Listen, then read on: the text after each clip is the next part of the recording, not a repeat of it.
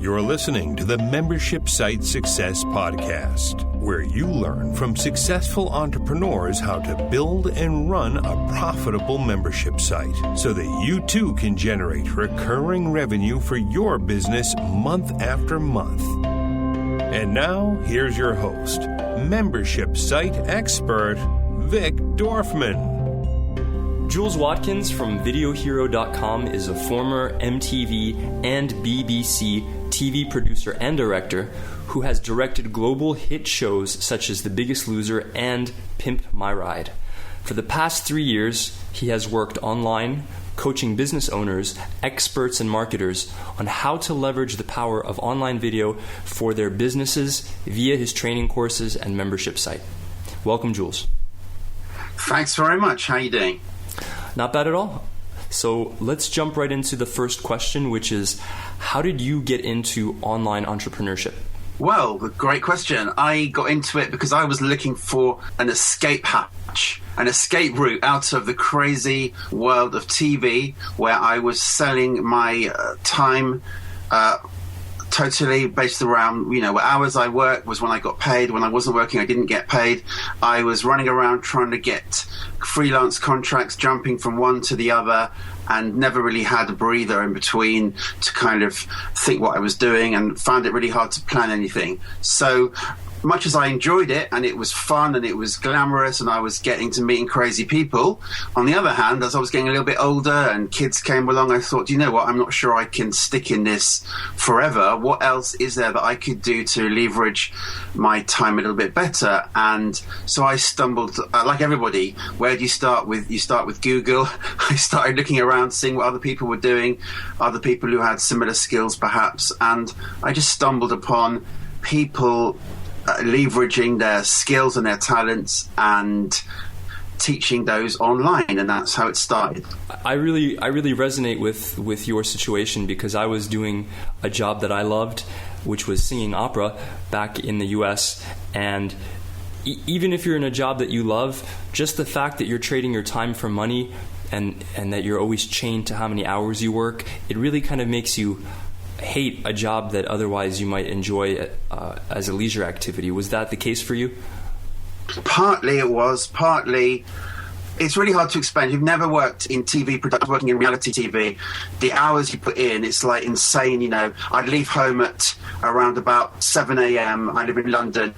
So I'd get on the crowded underground, couldn't get a seat, about an hour's journey into London. And because of the shooting schedules, I wouldn't get home till maybe 9 p.m. at night, even later sometimes. And also be a lot of traveling, and because, you're really following what the characters are doing in your show or wherever the show happens to be located. So I would be up in around the country of the UK and across to Europe quite a lot. And so it was just really... it was crazy. So it was a time factor, but there was also something else as well.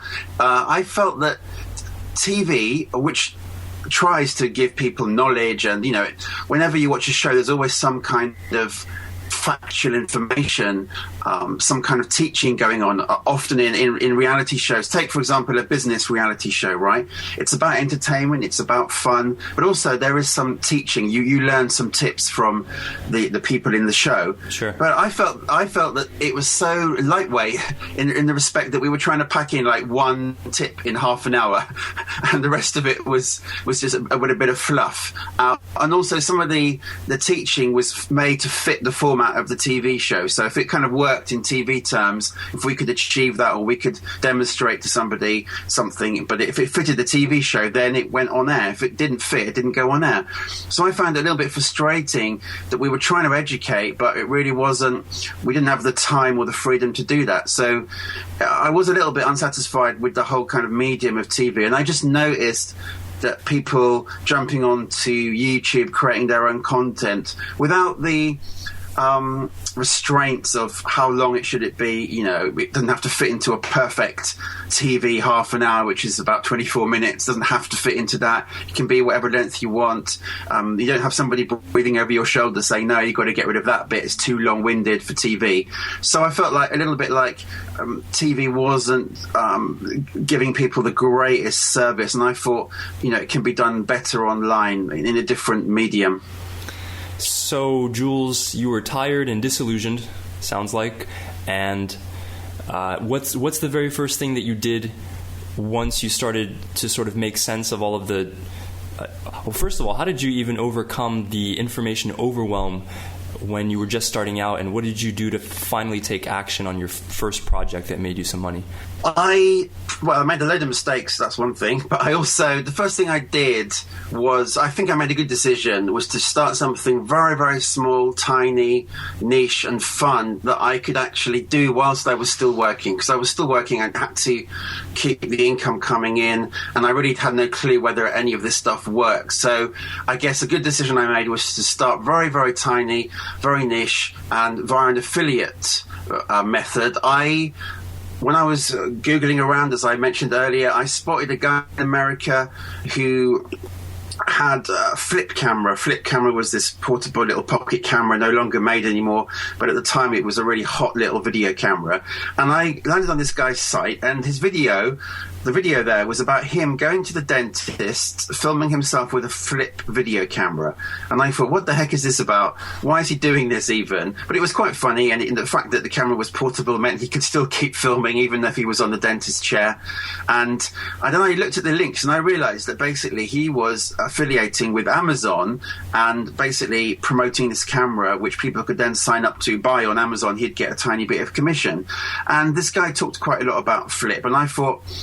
Firstly, I bought that camera, and I thought, what a cool little camera. Having dealt with, in my job, I was dealing with huge cameras all the time and 10 boxes of equipment just to start filming.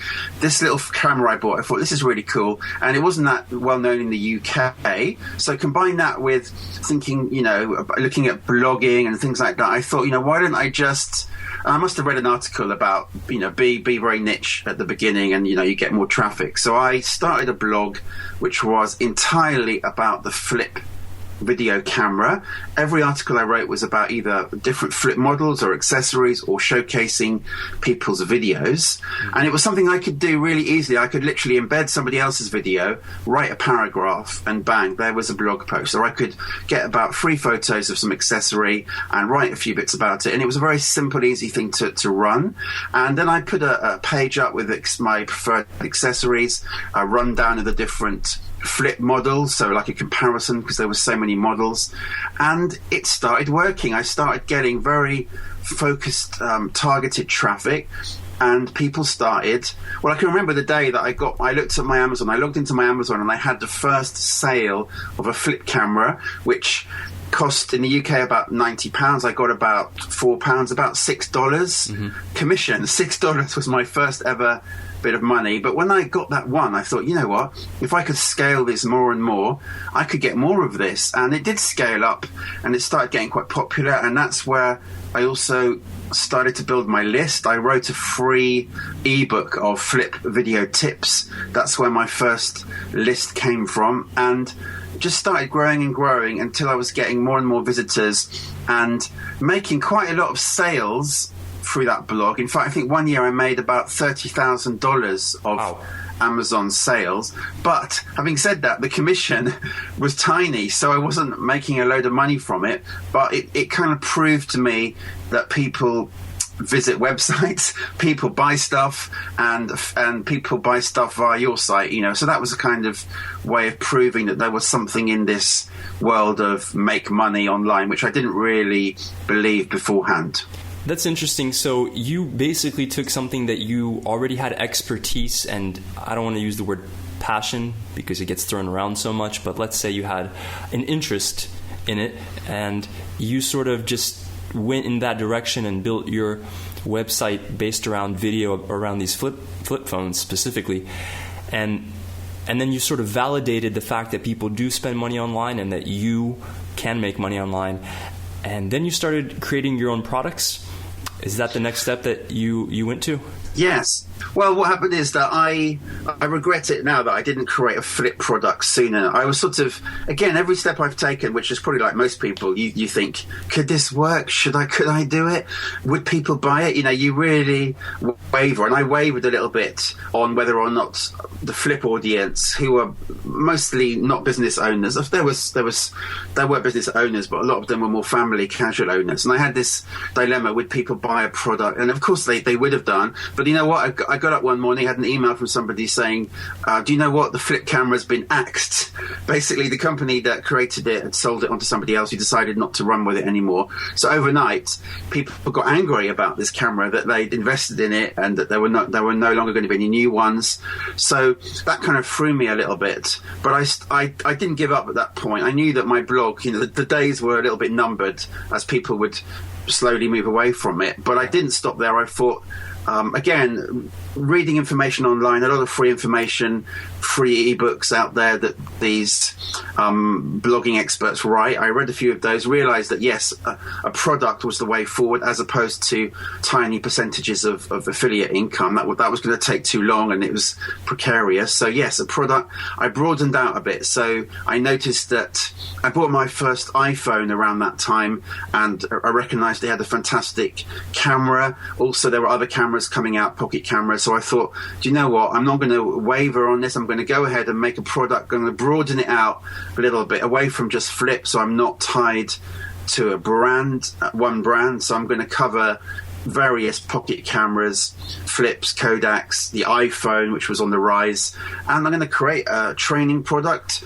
What I did then was, again, I took advice about going more niche, not just saying, right, you know, here's how to shoot great video, but focusing on a particular audience. So I'm really glad I did that. I looked at business owners and marketers, entrepreneurs, thinking people there have got more money to spend. It's not like a luxury buy. It's more like something that is integral to their business, as video, as you know, has grown huge now. You know, it's massive. So I thought, you know, there's an audience that's got money to spend. And the other thing I did prior to launching it was I jumped onto a lot of forums, Facebook groups, or wherever, and noticed people talking about pocket cameras, specifically about the cameras that I wanted to cover, asking questions, which one to buy, what lighting to use, what audio, how to get the best audio.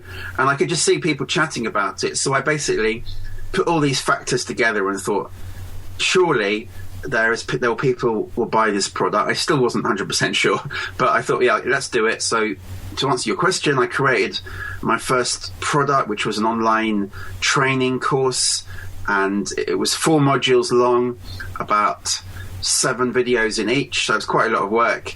And I kept building this list from my flip site, and I started building a new list on this new site, and basically there you go. I just basically one day pulled the trigger, and well, you might want to find out what happened next. Do you want to ask me that? What happened next, Jules? Good, I thought you might. So what happened next was I sat there. I thought, right, when I opened the gates of this first product, which is very, very exciting, and just getting to that point is so fantastic. When I opened the gates, I literally had these dreams that everybody on my list was going to buy it, and my financial future was going to change forever, and I'm going to go on holiday and going to buy a new house and all this stuff. I think I've been reading too many of those free reports and things. And I sat there, opened the gates. I didn't have a huge list, probably about 400, right, which is small, and I sat there and nothing happened for hours. I sat there waiting until about 4 hours after I launched it, I got the first sale of it, and I was like jumping up around, punched the air. In fact, I think I even filmed myself on my flip camera. I was determined to capture the moment on video. I don't know if I've got the clip somewhere, but I filmed myself jumping around with this first sale, and then another one came, and I only had a very few on the first day, nothing like the percentages I'd hoped for.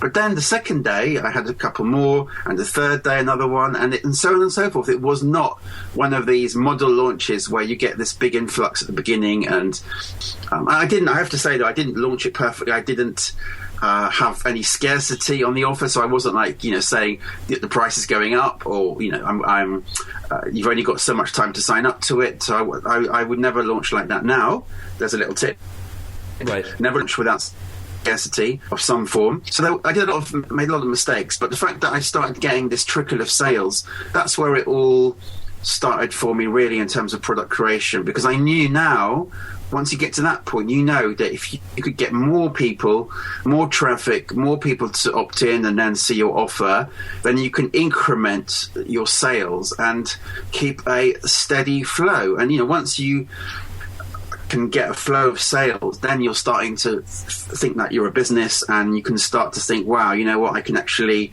replace my income using online information products.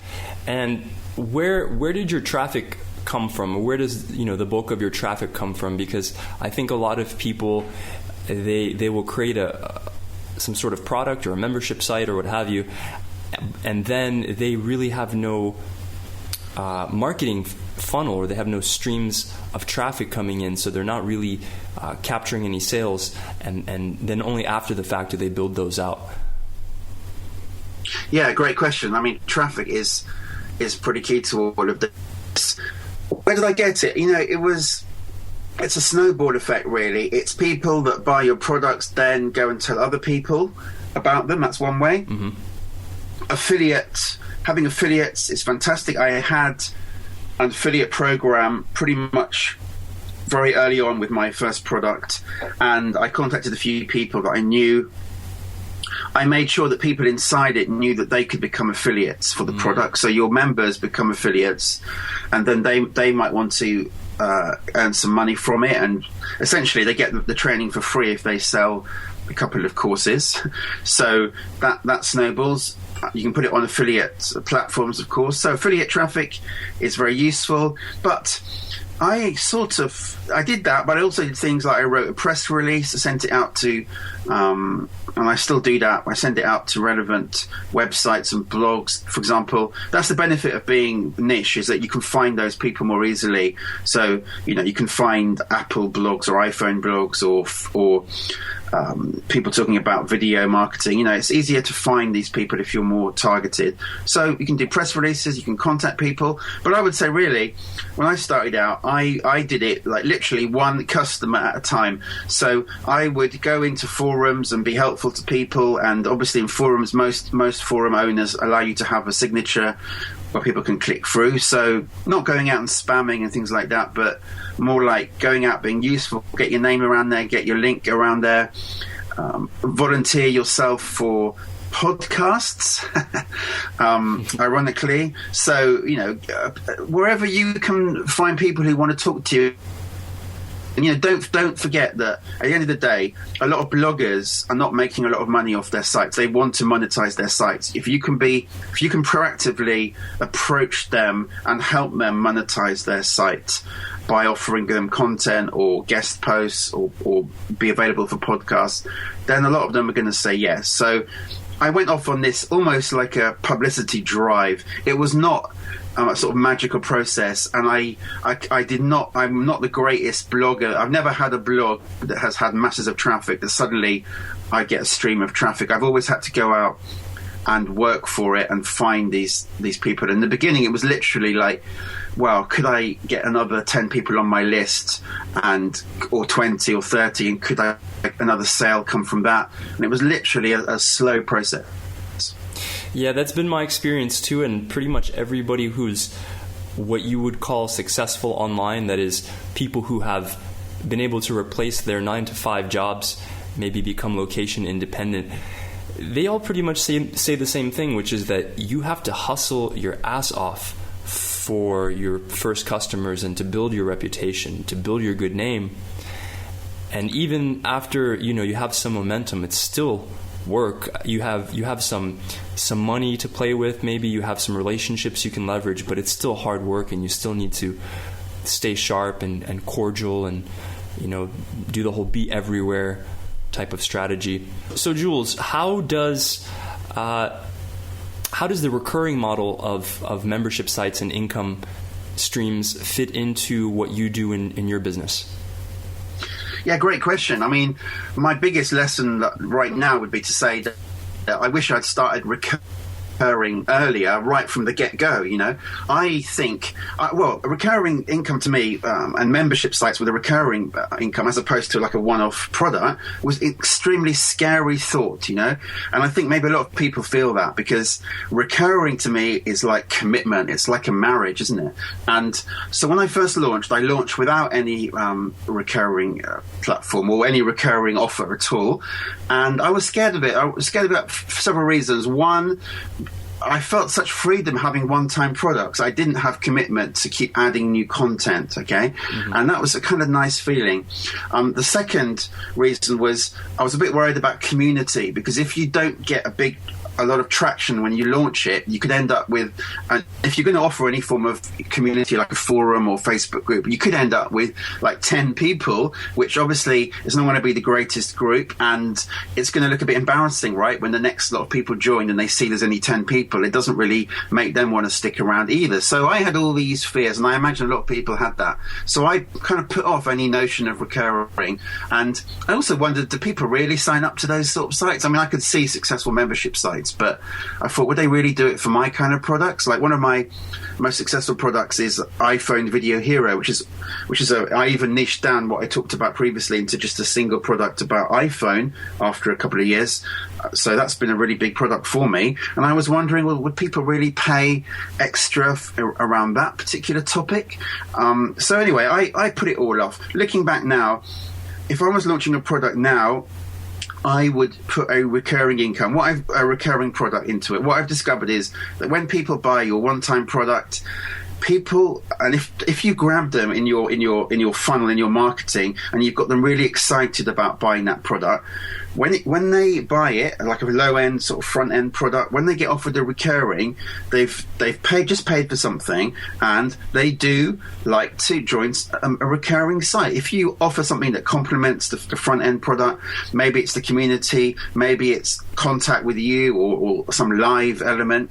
What I found is that people at that point are fairly likely, I should say, to sign up to something recurring, as opposed to putting out the product and then going back to them 6 months later and then trying to ask them, do they want to become a member of a recurring site? So in hindsight, I think you should try and put something recurring in right at the beginning, and don't make it overly complicated for yourself in terms of content. So don't over-promise what you're going to deliver. Make it feasible. Don't go and create hundreds of videos before you launch it, but make it more like you're going to get a new module or some new content every fortnight or every month, something like that. So don't wait and create hundreds of videos. So personally, what I have right now is I have some single products, which are, imagine a wheel. At the hub of the wheel, I've got my continuity site, recurring site, and at the hub, I've got the various products. So when somebody buys one of my products now, today, you will be offered an upsell to another product, and then you'll be offered an upsell for a trial, a 14-day trial of what I call my Video Hero VIP membership. So I do have that model there. I do tend to focus a lot on my front-end products, but I do have regularly people signing up to my inner circle, so to speak. My question is, what is the inner circle? I think, for your particular field, it would be hard to come up with a continuity where people would feel justified in paying a monthly fee. So how did you sort of combat that, that objection? It was probably your objection more than the client's, right, in your mind. But, what is the VIP, or what's a good example of a recurring continuity product? Yeah, well, there's so many different formats and models, and I made a little bit of a shift. So let me just explain. When I first introduced recurring, I introduced it inside of just one product. So inside of my iPhone course, you bought the course, then you were offered more content related to iPhone video, and specifically inside of that course, you could, if you became a VIP, you'd get access to a different area with unlock, and you could get some more regular content. I launched it like that, and that really kick-started it all. It was a very low cost, but it kick-started it.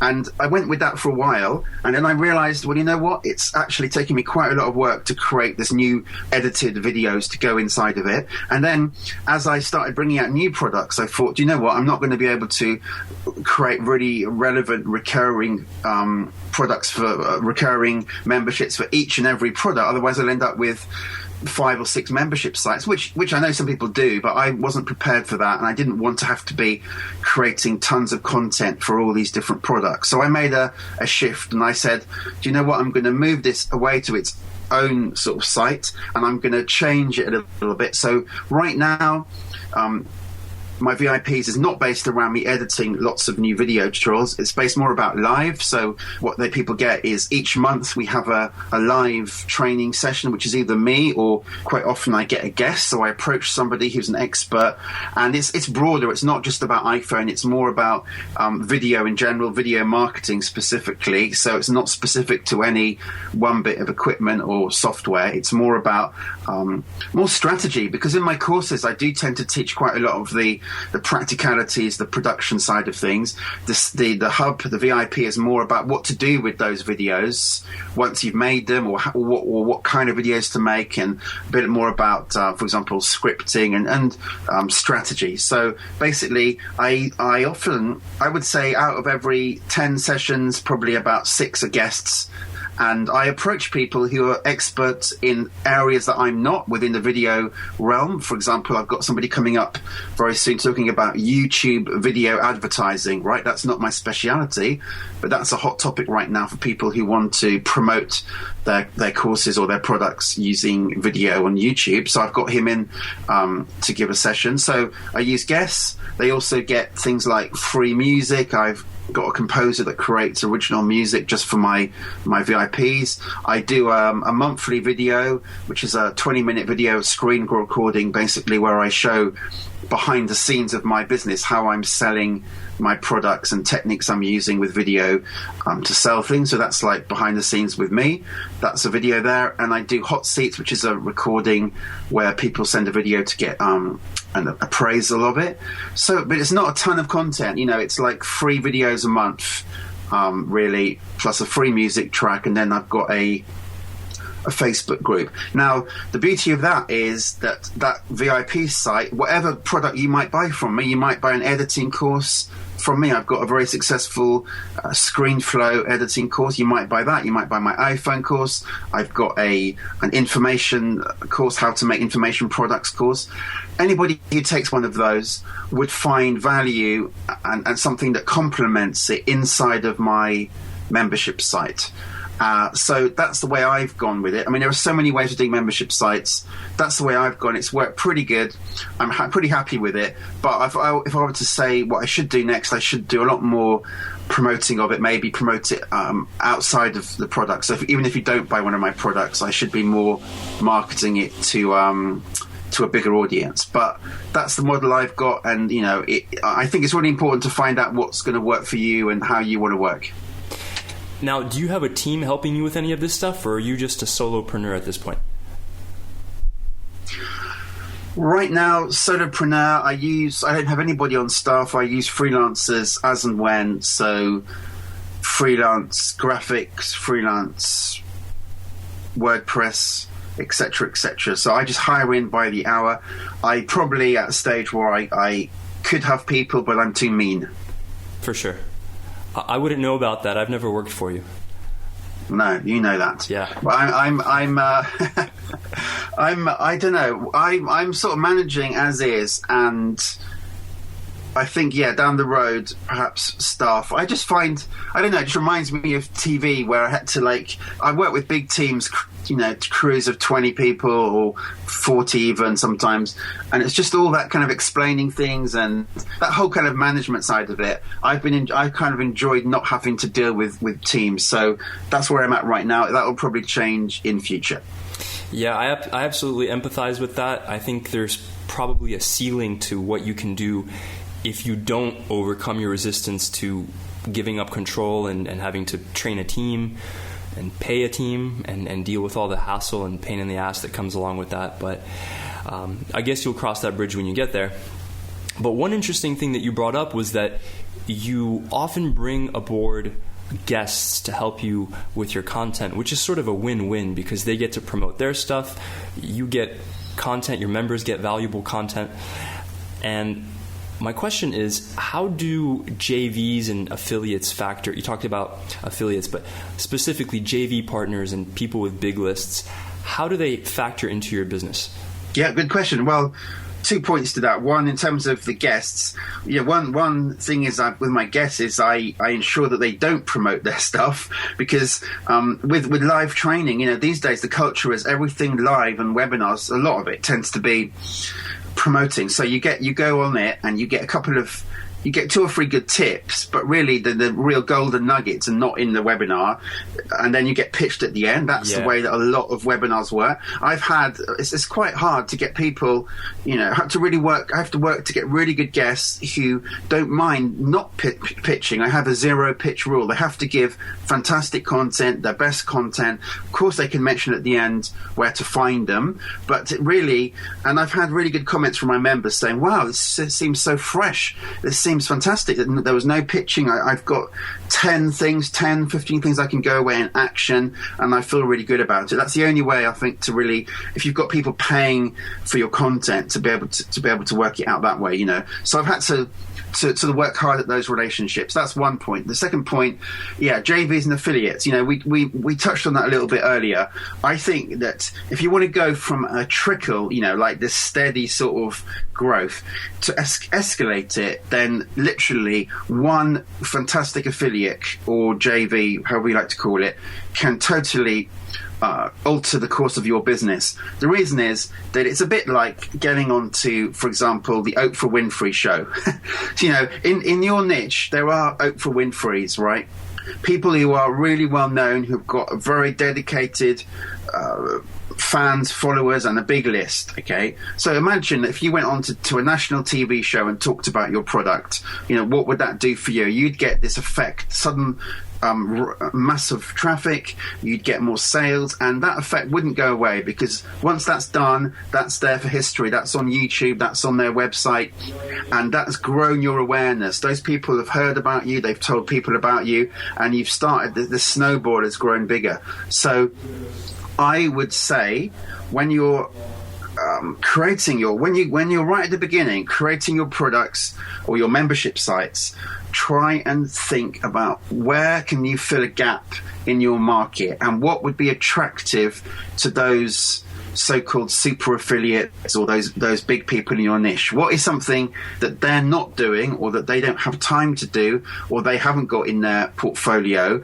that you could do? Because those guys also want to make some more money. They want to increase their income. When they're not creating products in the times between, they want other products to promote, and many of them can't find the right products. So that's my experience. They can't find people they trust. They can't find high quality products that they're comfortable sending their tribe to. So if you can try and fill that, and then you can show the benefit to that person why they should promote you, then that can be huge. So for example, when I launched my iPhone course, there wasn't anybody doing that at that point, and I knew there were certain people that had big lists that were very busy doing other things. They were being like YouTube experts, or they were off in different areas, or doing lots of conferences or whatever there might be, or creating softwares to an audience of people who would be interested, but they didn't have the time or the inclination to do my particular product. So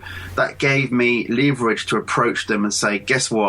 This is hot. I've got some stats to show you about how well it's going. I think your audience is going to love it. And you really got to be kind of direct about it, but also show them the benefits. Once that happens, you get, ideally, if you do it to a free gift, like a free opt-in, they hit you up. Would they hit their list? I mean, I've got like 1,000 subscribers in a day through a promotion sometimes. New subscribers. So imagine you go from a list of 400 and suddenly you're adding 1,000 in a day, and you add like 800 the next day and 500 the next day. You get liftoff, and then suddenly you get a whole bunch of sales, and lo and behold, you've made. I'd say that probably one of my best promotions, I made the total sales, I should say, was about $17,000 in 10 days. That was on a $97 product with no upsells. At that point, I had no upsells at that point. I bet you were kicking yourself for not having any upsells at that point, huh? I was, and I thought, right. I learnt my lesson. I thought, right, I will never do that again. So the next time I put in upsells, and things improved. But on the other hand, I got those new customers, and a lot of those ended up buying other things down the road. But absolutely, yeah, have upsells, have as I said, have upsells, have recurring options. People can only say no, right? But unless you put the offer up there in front of them, you'd be surprised if you put the offer up, and when people are excited, they really need what you're doing, and if what you're doing is beneficial to them and good, solid product, people will take it. So that's how you escalate it. You get suddenly this huge jump, and it suddenly expands your mind to what's possible, and then you can start looking for other affiliates. I'm not saying it's easy to find these particular super affiliates. It's not easy in my case, but you can, that down the road you can find more, hopefully, and also then you can start reciprocating. So I would say a fair chunk of my income, let's say 20 to 30% of my income, now comes from me promoting other people, because once I've built up this list of very specific people, I can then look for other products. And now it's funny, I'm in the opposite situation. Now I get people approaching me. This is now, say 3 years down the road, 3 to 4 years down the road. Mm-hmm. Now I get emails to me saying, hey, I can see you're doing really well. I've got this new thing coming out.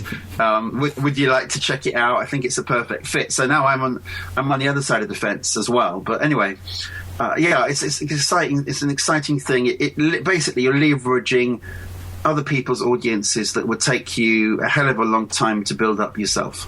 Yeah, I was just thinking, Jules, listening to what you just said about your JVs, and also about how you sort of approached building your business from the ground up. It sounds to me like pretty much everything you have done and do is, if you extract the principle from it, it's about relationships.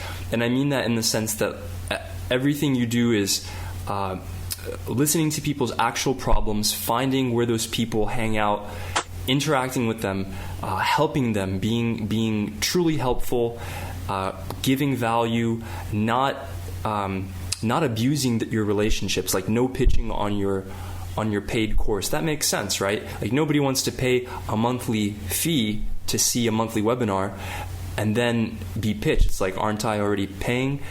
And just sort of basic, common decency and just building relationships. And I know for me, I've always ignored relationships in my business up until about a year ago. And guess what happened? My business started growing very significantly. Absolutely. I think, look, quite a bit of the stuff out there, particularly in the marketing niche, business niche, well, not a lot of it, but some of it, I just it's a big turn off to me.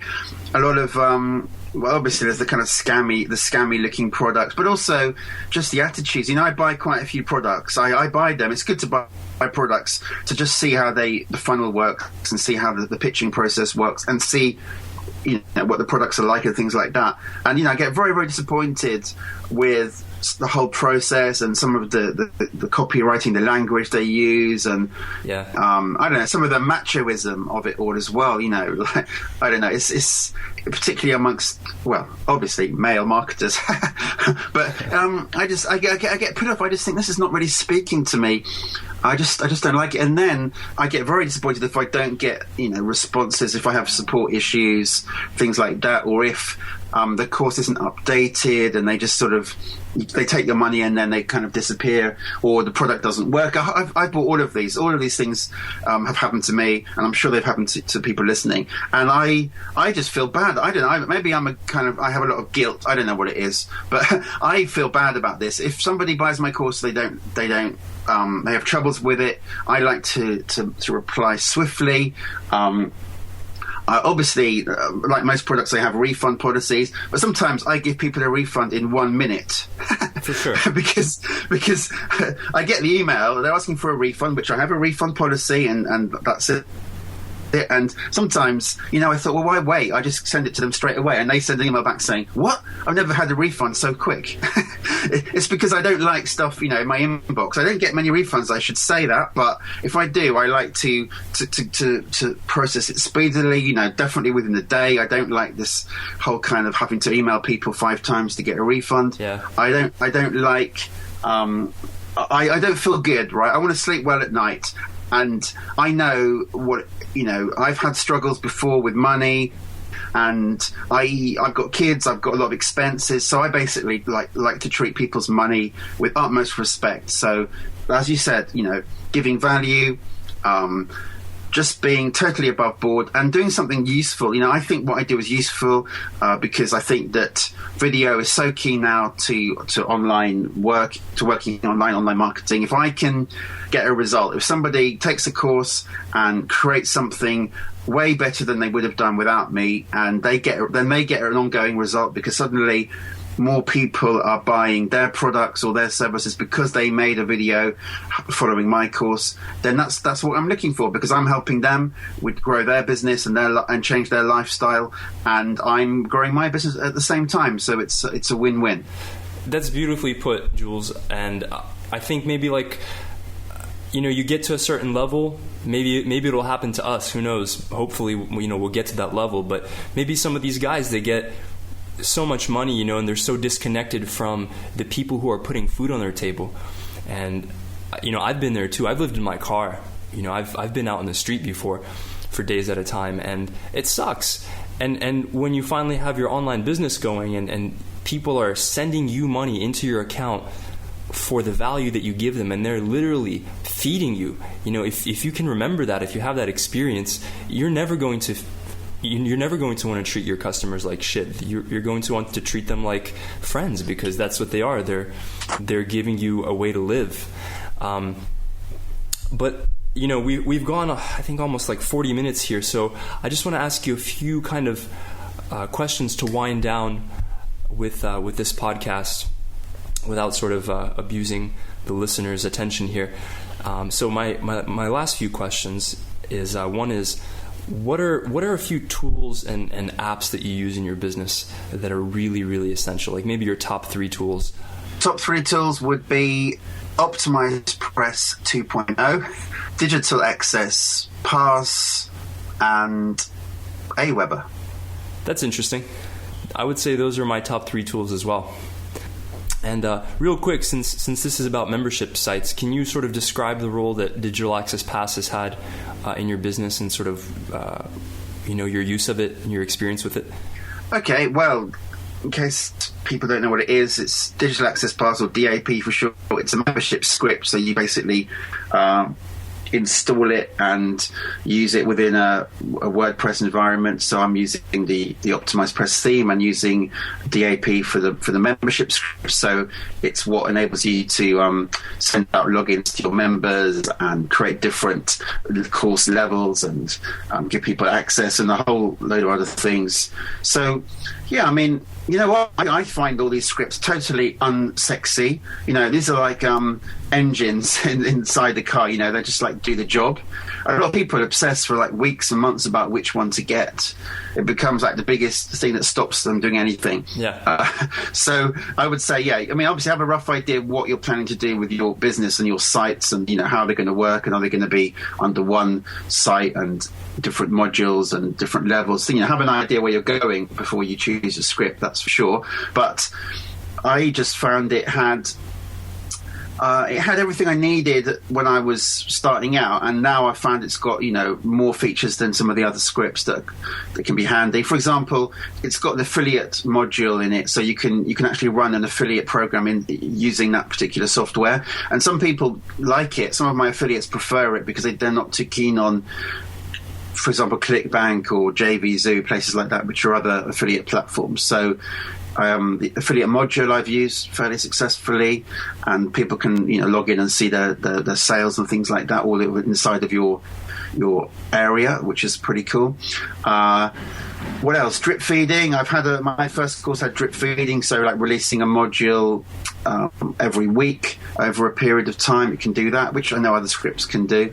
It's just sort of there. It just runs. And what I found quite good about it is being able to I found the support pretty good, and I found that the people who own it are working on it, creating new versions of it, adding new things to it for the future. So I quite like their kind of attitude to their product. They seem to really love it themselves, which is really good.